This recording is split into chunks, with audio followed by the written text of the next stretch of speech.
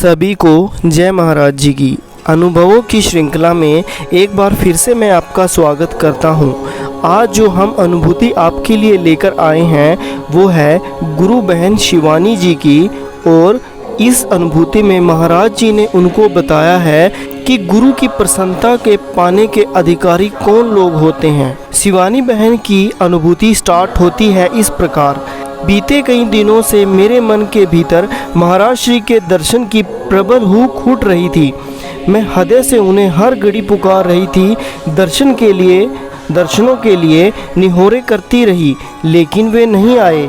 फिर एक दिन मैंने प्रार्थना करते हुए कहा, महाराज श्री, इतिहास में ऐसे कई भक्तों के नाम आते हैं जिनकी तड़प और भावना के कारण प्रभु उन्हें दर्शन देने के लिए उनके समक्ष प्रकट हो गए।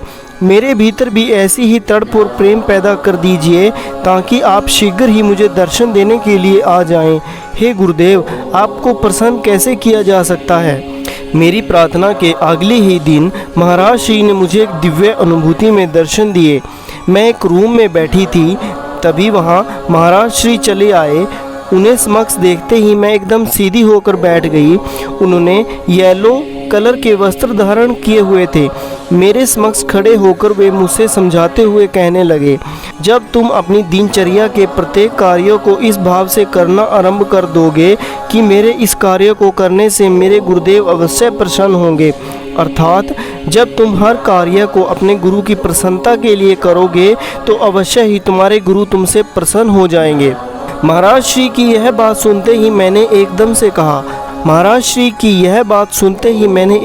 कहा, महाराज जी, हम नियमित साधना सुमिरन करने का प्रयास तो करते हैं, लेकिन हमारे ये प्रयास पूर्णतः सफल कैसे होंगे। महाराज श्री ने बताया, जब हमारी हर श्वास दिनचर्या के प्रत्येक कार्य को करते हुए भी केवल गुरु का ही चिंतन करेंगे तो हमारी साधना और सुमिरन भी सफल हो जाएंगे।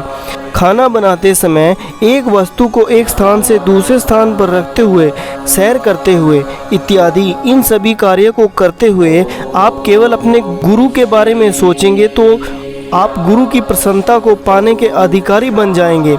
माना महाराज श्री की कही गई बातों को अक्षरशः पूर्ण कर पाना कठिन है, लेकिन यह भी परम सत्य है कि यदि एक शिष्य इस दिशा में निरंतर सच्चा प्रयास करता रहे तो निश्चय ही उसे सफलता प्राप्त हो जाएगी।